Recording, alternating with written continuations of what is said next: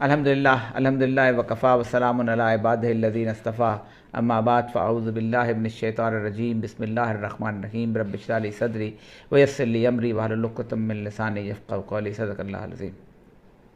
معزز خواتین حضرات، اسلام کی نامور شخصیات کے بارے میں زہر اگلنا اور ان کے کردار کو مسخ کرنا صدیوں سے تمام کفر کے لوگوں کا ایک معمول رہا ہے۔ آپ حیران ہوں گے کہ اس زمانے میں کہ جب دمشق میں عمر بن العزیز کے زمانے میں اس جان آف دمشقی جو تھا، جو کہ وہاں کا پادری تھا، اس کو جب وہاں دربار میں کرسی دی گئی تھی تو اس شخص نے رسول اکرم صلی اللہ علیہ وآلہ وسلم کے خلاف ایک انتہائی نازیبہ قسم کی کتاب الرسالہ لکھی تھی، جس کو پھر بعد میں آ کے بہت سارے ولڈ رینڈ جیسے لوگوں نے اور ان لوگوں نے کتنے لوگوں نے اس کو ریفر کیا، اور ولیم میور نے اس کا ترجمہ کیا، اور پھر اس میں رسول اللہ کی شخصیت کو مسخ کیا گیا۔ وہاں سے لے کے تمام صحابہ اکرام کی زندگیوں کے بارے میں طرح طرح کے افسانے تراشے گئے، اور خصوصاً رسول اللہ صلی اللہ علیہ وسلم کی ازواج مطہرات کے بارے میں خاص طور پہ زہر اگلا گیا۔ یہ تاریخ کی کتابوں میں بار بار اس میں ڈالا گیا اور الحاق کے طور پر شامل کیا گیا۔ برصغیر پاک و ہند کی تاریخ بھی کوئی اس سے مختلف نہیں ہے۔ برصغیر پاک و ہند کی تاریخ میں ایک کردار ہے محمد بن قاسم، جس کے بارے قائد اعظم محمد علی جناح نے کہا تھا کہ یہ پاکستان اسی دن بن گیا تھا اور دو قومی نظریہ اسی دن وجود میں آ گیا تھا جس دن پہلا مسلمان ہوا تھا، اور پہلا مسلمان ظاہر بات ہے محمد بن قاسم کی وجہ سے ہوا۔ سندھ دیش کی جب تحریک چل رہی تھی تو اس وقت محمد بن قاسم کے کردار کو خاص طور پہ بھارت کے، خاص طور پہ انڈیا کی ان جو مخصوص قسم کی لابیز ہیں جن سے بی جے پی آخر میں ابھری ہے، اس لابی کی وجہ سے اس کو بار بار ابھارا گیا اور راجہ دائر کو اپنا ہیرو ثابت کیا گیا۔ سب سے پہلی بات تو یہ ہے کہ جتنے لوگ بھی یہ گفتگو کرتے ہیں وہ اپنے علاقے کو، اپنی زمین کو، اس سے محبت کا دعویٰ کرتے ہیں، اس کو مادر وطن کہتے ہیں کہ یہ زمین جو ہے یہ ہمارا آخری حوالہ ہے اور ہم اس کے گیت گاتے ہیں، ہم یہیں مریں گے اور یہیں دفن ہونا چاہتے ہیں، یہ مادر وطن ہے، یہ دھرتی ماتا ہے، یہ مٹی ہے۔ اقبال کہتا ہے ان تازہ خداؤں میں بڑا سب سے وطن ہے، جو پیرہن اس کا ہے وہ مذہب کا کفن ہے، یہ بت کے تراشیدہ تہذیب نبی ہے، غارت کرے کاشان دین نبوی ہے، اور اسلام تیرا دیس ہے تو مصطفی ہے، اب بازو تیرا توحید کی قوت سے قوی ہے۔ ایسا کیوں کہا اقبال نے، اور ایسا کیوں کہا اللہ تبارک و تعالیٰ نے کہ وطنیت جو ہے یہ بنیادی طور پر وہ جذبہ ہے کہ جو کہ اللہ تبارک و تعالیٰ کے اس بتائے ہوئے اصولوں کے خلاف ہے۔ جس دین کے اندر ہجرت جو ہے اس کی اتنی عزت ہو کہ مہاجرین کو سب سے اعلیٰ مقام دیا جائے، وہاں وطن کی حیثیت کیا رہتی ہے۔ اور تاریخی طور پر یہ بات حقیقت ہے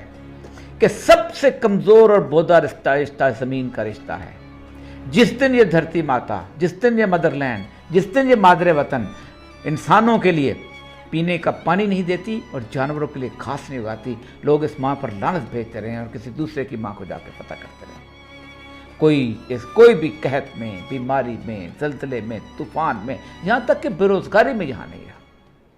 تو ایک بات یہ طے ہے کہ اس وقت برصغیر پاک و ہند میں جو انڈیا ہے، مادر انڈیا جس کو آپ کہتے ہیں، اس میں سندھ جو ہے اس کے اندر جتنے بھی لوگ آباد ہیں یہ بنیادی طور پر یہاں کے آج سے 2-2,500 5,000 سال پہلے لوگوں کے رہنے والوں کا قاتل۔ دنیا کی مہذب ترین تہذیبوں میں سے سندھی تہذیب تھی، جسے موہنجو کی تہذیب کہا جاتا ہے، کہ جن کے پورے آثار قدیمہ کے اندر جو کھدائی ہوئی ہے تو کوئی ہتھیار نہیں ملا۔ کتنے پرامن لوگ ہوں گے، ان کو ان لوگوں نے قتل کیا کہ جو آج سندھ میں آ کے آباد ہوئے، خواہ اس میں راجپوت تھے، خواہ اس میں جاٹ تھے، خواہ اس میں آرائیں تھے، کوئی بھی تھا، کب بھی جب بھی ہوا، سب سے پہلے جو لوگ ایرینز یہاں آئے تھے ان لوگوں نے اس کو قتل کیا۔ اور اگر مادر وطن اتنی ہی زبردست رشتہ ہوتا تو آرین آج ایشیا کوچک میں بیٹھے ہوتے، وہاں آج منگولیا کے ساتھ اس علاقے کے اندر بیٹھے ہوتے اور آج گھاس پھانک رہے ہوتے۔ تو بنیادی طور پر انسانی تہذیب ہجرت کی تہذیب ہے۔ سب سے پہلی ہجرت جو ہے وہ افریقہ کے ایتھوپیا کے علاقے میں شروع ہوئی تھی، کیونکہ کہا جاتا ہے کہ تقریباً 2 لاکھ سال پرانا جو فاصل ملا ہے وہ اسی علاقے سے ملا ہے، اور اس فاصل سے کہا جاتا ہے کہ انسان یہیں پر پلا بڑا جوان ہوا، لیکن جیسے ہی وہاں ریت اڑنے شروع ہوئی انسان نے اس کو چھوڑا، کوئی آسٹریلیا چلا گیا، کوئی اوپر یورپ چلا گیا، کوئی امریکہ کی طرف بھاگ گیا، کہاں جہاں سینگ سمائے چلے گئے۔ تو یہ تصور جو ہے اس کو بنیادی طور پر کہ یہ چونکہ ہمارے وطن کا بندہ تھا تو راجہ دائر بھی باہر سے آیا ہوا تھا، اس کے آباء و اجداد بھی باہر سے آئے ہوئے تھے۔ اب آتے ہیں محمد بن قاسم کے شخصیت اور کردار اور اس علاقے کے در۔ سب سے زیادہ زہر جو ہے اس شخصیت کے ساتھ اس لیے اگلا جاتا ہے کہ اس شخصیت نے یہاں پر اسلام کی بنیاد ڈالی تھی، اور اسلام کی بنیاد کا بھی عالم یہ تھا کہ صرف 2 سال کے بعد حضرت عمر بن عبدالعزیز نے جس وقت اقتدار سنبھالا ہے تو ان کو پتہ چلا کہ یہاں پر کتنے زیادہ مسلمان ہو گئے ہیں کہ انہوں نے کم از کم 90 کے قریب علماء کو اور حفاظ کو اور بھیجا کہ ان لوگوں کو یہاں پر ضرورت تھی۔ محمد بن قاسم کے بارے میں ایک افسانہ گھڑا جاتا ہے، اور گھڑا یہ جاتا ہے کہ محمد بن قاسم دراصل بنی امیہ سے تھا، حجاج بن یوسف کا بھانجا تھا، اور وہاں یہاں پر کچھ سادات جو تھے یہ وہاں پر پناہ لیے ہوئے تھے، اور وہ ان کو یہاں پر ان کو قلع کما کرنے کے لیے آیا تھا۔ 60 ہجری میں کربلا کا واقعہ ہوا ہے۔ حضرت زین العابدین اس میں سے واحد جو تھے وہ بچے تھے، سید الساجدین کہا جاتا ہے۔ ایک کمال کی دعاؤں کا ذخیرہ انہوں نے چھوڑا ہے، شاید امت مسلمہ میں اتنی خوبصورت دعائیں کسی شخص نے نہ کی ہوں، کیونکہ ظاہر بات ہے غم سے نڈھال ہر وقت رویا کرتے تھے، اور ان کو اس لیے سید الساجدین کے سجدے میں پڑے رہا کرتے تھے۔ ان کی تمام نسل کے تمام بچوں تک کی ایک ایک چیز، خود سیدنا علی کے جتنے بھی بیٹے تھے ان سب کے نسلوں کے تمام انساب اور اشراف موجود ہے، کہاں پر تھے، کس جگہ پر تھے اور کہاں دفن ہوئے۔ تصور ہی نہیں ہو سکتا تھا کہ کوئی یہاں پر آتا ہو سکتا، اور بنی امیہ کی جو حکومت تھی وہ جس حد تک محدود تھی سب کو پتہ ہے۔ صرف اس لیے کچھ لوگوں نے محمد بن قاسم کا کردار مجروح کرنے کی کوشش کی کہ وہ بنی امیہ سے تعلق رکھتا تھا، حالانکہ جس حجاج نے ان کو بھیجا ہے اس حجاج نے قرآن پاک کے اعراب لگوائے تھے۔ اللہ تعالیٰ جس سے مرضی جو کام لے لے، اور بنی امیہ جو ہے بحیثیت مجموعی کسی بھی قوم کو، کسی بھی قبیلے کو اللہ تبارک و تعالیٰ جو ہے وہ متون نہیں کرتا۔ بنی امیہ سیدنا عثمان غنی رضی اللہ تعالیٰ عنہ کہ جس وقت آپ نے وہ بیعت دیا ہے اور پھر بار بار اٹھ کے آپ نے رسول اللہ صلی اللہ علیہ وسلم کی خدمت میں پیسے دیے ہیں اور آنت کی ہے اس وقت رسول اللہ صلی اللہ علیہ وسلم کی، خدا بات مالدار آدمی، تو آپ نے کہا تھا آج کے بعد عثمان جو کرے اس پر کوئی ذمہ نہیں ہوگا، اور وہ جس کی حیات سے فرشتے چلواتے وہ اس بنی امیہ میں سے تھے۔ رسول اللہ صلی اللہ علیہ وسلم کے پہلے داماد ابو العاص، جن کے بیٹے کا نام رسول اللہ نے خود علی رکھا تھا، جیسے علی زینب سیدہ زینب کے بیٹے، وہ بنی امیہ میں سے تھے۔ عمر بن عبدالعزیز کہ جنہیں خلیفہ راشد 5 کہتے ہیں وہ بنی امیہ میں سے تھے۔ اس کے علاوہ صرف بنی امیہ کو اس بنیاد پہ متون کر دینا اور اس کو بنیاد پہ نکالنا، اور اس کے بعد ایک اور محمد بن قاسم کے بارے میں آج کل ایک روایت چلائی گئی ہوئی ہے، اگرچہ کہ روایت بھی بہت بات کی ہے، تاریخ کے حوالے دیے جاتے ہیں کہ وہ شخص جو ہے وہ اس وقت شیراز میں گورنر تھا، تو وہ اس وقت سیدنا علی جو ہیں ان کے بارے میں وہ کہا جاتا ہے کہ عطیہ بن سعد اوفی جو تھے ان کو اس نے کوڑے لگوائے تھے 17 سال کے عمر۔ ایک تو شیراز میں گورنری کا اس کا کوئی ثبوت نہیں، 17 سال کی عمر میں وہ یہاں پر آ گیا، اس میں تو شیراز کی گورنری کا کوئی تصور نہیں ملتا۔ اور یہ بھی تہذیب ابن حجر اسقلانی نے لکھا ہے، جن کی پیدائش جو ہے خود 12 شعبان 773 ہجری میں ہوئی، یعنی کوئی 1372 میں، اور مملوک کے زمانے میں جب وہ سوری گزر چکے ہوئے تھے، آخری جو ہے اس کا زمانہ آ گیا ہوا تھا، مشہور جو ہے صلاح الدین ایوبی کے بعد کا زمانہ آ چکا، اس زمانے میں وہ پیدا ہوئے۔ انہوں نے انصاب الاشراف کے حساب سے اور جرح و تعدیل کی ایک کتاب لکھی، اس میں ایک واقعہ کہیں درج کیا ہے، اور اس واقعے کے بارے میں وہ اتھینٹسٹی نہیں کہتے، اس کے بارے میں کہا جاتا ہے۔ دوسری تاریخ طبری کا حوالہ دیا جاتا ہے، اور تاریخ طبری وہ تاریخ ہے کہ میں کم از کم ذاتی طور پہ اس کو اس لیے پڑھنا پسند نہیں کرتا کہ تاریخ طبری میں 2 واقعات ایسے ہیں کہ اگر وہ سلمان رشدی لکھتا تو واجب القتل تھا۔ اس شخص نے اس حد تک گستاخی کی ہے، سیدنا زینب حضرت زید کی جو بیوی ہے اس کے بارے میں رسول اللہ صلی اللہ علیہ وسلم کے نکاح کا جو قصہ اتنا فوش اور غلیظ لکھا ہے کہ تکلیف ہوتی ہے۔ اور دوسرا اس نے واقعہ غرانیق لکھا ہے کہ رسول اللہ صلی اللہ علیہ وسلم جیسے کچھ آیات پڑھ رہے تھے تو بیچ میں آپ کے لات اور حبل کے نام لے لیے تو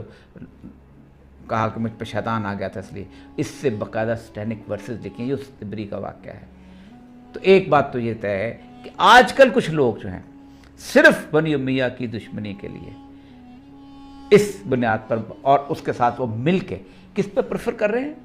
ایک مشرک راجہ داہر کے اوپر۔ یاد رکھیے، سورہ توبہ اٹھائیں، شیعہ اور سنی کوئی بھی فقہ اٹھائیں، مشرک کے اوپر کلمہ گو مسلمان کو پریفر نہیں کہا جا سکتا۔ اگر 1400 سال سے لے کے آج تک سیدہ عائشہ پر گالی دینے والے، سید ابوبکر عمر کو گالی دینے والوں کو بھی آج تک ہم سمجھتے ہیں کہ چونکہ اس لیے مسلمان ہے کہ کلمہ گو، ہم کچھ نہیں کہتے۔ اسی طرح محمد بن قاسم کے بارے میں گفتگو کرتے تھے، وہ جو لوگ کرتے ہیں وہ بھی زیادتی کرتے ہیں۔ اس دنیا کے اندر تاریخ وہ بدترین چیز ہے کہ جس نے اس امت کے اندر اختلاف پیدا کیا ہے۔ میں اکثر مثال دیا کرتا ہوں کہ میں نے محمد ذوالفقار علی بھٹو کا دور بھی دیکھا ہے اور میں نے ضیاء الحق کا دور بھی دیکھا ہے۔ کوئی مجھے ضیاء الحق اور بھٹو کے بارے میں ایک غیر جانبدار کتاب نکال کے دکھا دے، ایک غیر جانبدار کتاب۔ آج یہ حال ہے تاریخ کا، تو 1400 سال پہلے جو تاریخ لکھی گئی تھی اس کا کیا حال ہوگا؟ اور یہ تو 700 سال 800 بعد لکھی گئی۔ اس کے بعد دوسرا خبر لیا جاتا ہے چچ نامہ کا، کہ چچ نامہ میں اس طرح کے واقعات دیکھ رکھے ہیں۔ اب چچ نامہ جو تھا اسماعیل بن علی نے لکھا تھا، یہ محمد بن قاسم کا وہ تھا، جسے کہتے ہیں قاضی تھا جہاں پر مقرر کیا گیا، اس نے عربی میں کتاب لکھی۔ پھر اس کتاب کو ترجمہ کیا علی بن حامد کوفی نے فارسی میں، اور اصل عربی کی کتاب غائب ہے، وہ کسی کو نہیں پتا، اس کو جلا دیا، کچھ کیا، غائب کر دیا۔ اس فارسی ترجمے کے اندر وہ ساری باتیں ایسی لکھی جو ناقابل یقین باتیں، مثلا اس میں ایسی سزاؤں کا ذکر کیا جو کبھی عرب دیتے نہیں تھے، مثلا قالین میں بند کر دو، مثلا کھال پہ بند کر دو، مثلا بھس بھر دو۔ یہ ساری جو تھیں یہ سزائیں جو تھیں یہ منگولوں کے بعد کی سزائیں ہیں، جب وہ تاتاری آئے تھے، اور یا پھر سینٹرل ایشیا میں یا پھر ایران کے اندر اس طرح کی سزائیں دی جاتی تھیں، تو خاص طور پہ اندر اس کو الحاق کیا گیا۔ اور محمد بن قاسم کا ایک کردار جو ہے اس طرح کا بنا کے پیش کرنے کی کوشش کی، تو جیسے وہ جہاں بہت بڑے بنی امیہ کے باغی سادات یہاں پر بیٹھے تھے۔ میں نے آپ کو عرض کیا کہ سادات کی اس وقت کی تمام جتنے بھی شجرہ نسب موجود ہے، خود سیدنا علی کی اولاد کے جتنے موجود ہیں ان میں سے کوئی بھی۔ اسی طرح کا ایک واقعہ جو ہے وہ بی بی پاک دامن لاہور کا ہے۔ میں جب ڈی جی آرکیالوجی تھا تو کچھ لوگ جو تھے اس کا بہت بڑا مزار بنانا چاہتے تھے، اور انہوں نے ایران جو ان کے سپورٹ کرنا چاہتا، تو میں ان سے کہتا کہ سیدنا علی کی بیویاں نہیں، اتنی مسلم امت جو ہے اتنی نہیں تھی گری گزری، سادات کو جتنی عزت اس قوم نے، اس امت نے دی، آپ سوچ نہیں سکتے۔ یعنی پشتون علاقے کے اندر تو حالت یہ تھی کہ اپنی بہترین زمینیں ان کے حوالے کریں، رشتے آج بھی ان کے مزاروں کی مٹی کھا کے تو پشتون علاقوں کے اندر عورتیں جہاں شفاعت نصیب کرتی ہیں، اتنی عزت دی سادات کو، تو وہ جہاں پر اس طرح کی صورت ہے، تو میں ان کا حضرت علی کی بیٹیاں تھیں، وہ یہاں پر آئیں تھیں، میں نے کہا تاریخ کا ثبوت لے آؤ تو میں آپ کو دینے کو تیار۔ اب صورتحال یہ ہے کہ وہ احمد تختہ جو ہے اس میں اس کے علاقے کے رہنے والے تھے، بہالپور سے آگے جو جگہ ہے اس جگہ کے رہنے والے تھے، وہاں سے وہ یہاں آئے تھے، ان کی بیٹیاں جو یہاں پر دفن ہوتی ہیں، بڑی انتہائی نیک پاکیزہ، اور پورا لاہور سمجھتا تھا کہ یہ تہجد گزار عورتیں ہیں، یہ وہ عورتیں ہیں کہ جن پہ اللہ تبارک تعالیٰ کی رحمت برکتیں اور سادات خاندان تعلق رکھتے ہیں، اس لیے ان کو یہاں دفن کیا گیا۔ کوئی تاریخ کا ثبوت نہیں۔ اسی طرح ایران کے اندر امام حسین رضی اللہ تعالیٰ عنہ کی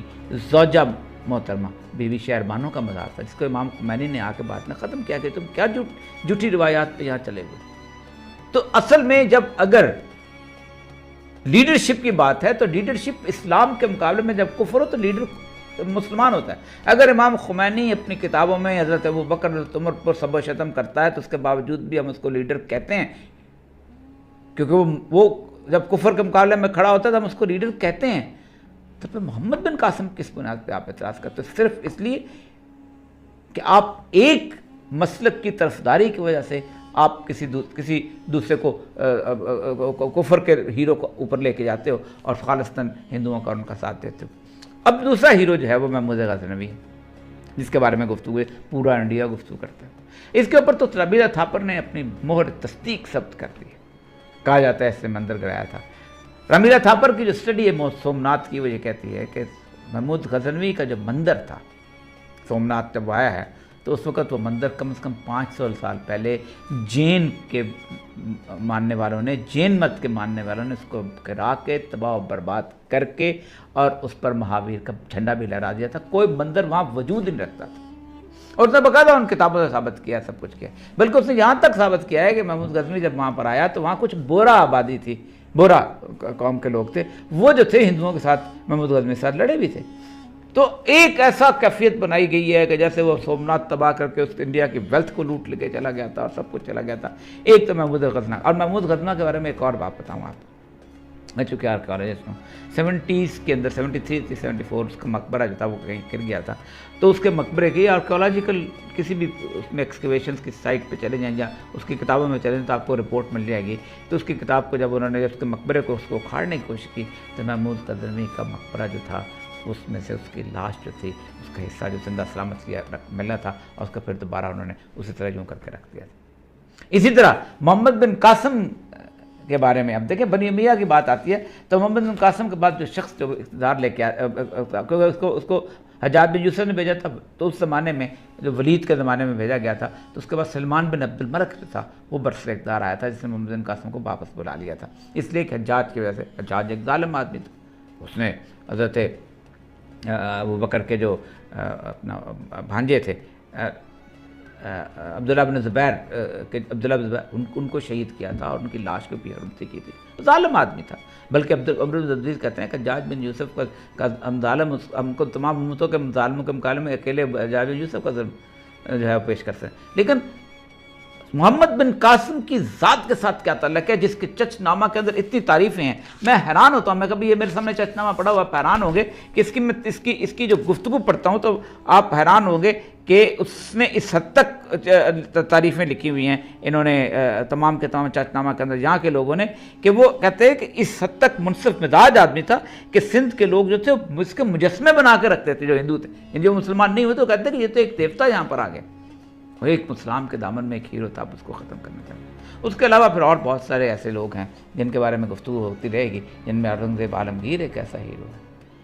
کہ جس نے جو اقبال جس کو کہتا ہے کہ ترکش مارا خدنگ آخری, اس کے بارے میں جو گفتگو ہے اس کے بارے میں تفصیل سے گفتگو کروں گا کہ اس کی شخصیت کو کتنا مسخ کیا گیا. میں انڈیا کے 18 شہروں میں گیا ہوں, ہر اس بڑے مندر میں گیا ہوں جو اس مندر جس میں کاشی وشوناتھ ہے, جس میں مارکنڈے مہادیو ہے, جس میں سارناتھ کے علاقے کے مندر ہیں, جس کے اندر کھجراہو کا مندر ہے, جس کے اندر جو گھنٹا لورا کے کاروں کے تمام مندروں, ایون یہ کہ وہ جو متھرا کے مندر ہیں اس کے اندر جتنی بھی جائیدادیں وقف ہیں وہ مندروں کے ساتھ اورنگزیب عالمگیر نے وہاں وقف کی تھی. اور مجھے مندروں کے لوگوں نے کہ اورنگزیب نے وقف کی تھی, کوئی اور نہیں تھا. لیکن مسئلہ یہ ہے کہ چونکہ ہمارا چراغ نہیں جلتا اورنگزیب عالمگیر کے خلاف گفتگو کرنے سے, اور چونکہ وہ ایک ایسا ہیرو تھا کہ جس نے پورے بر صغیر پاکستان پر اشوک کے بعد دوسرا بندہ جس نے پورے بر صغیر پر حکومت کی ہے وہ موجود تھا. تو بہرحال اذان ہو رہی ہے اور مجھے اجازت دیجیے, میں اس کے بعد آئندہ کسی اور محفل میں انشاءاللہ گفتگو کروں گا. واخر دعوانا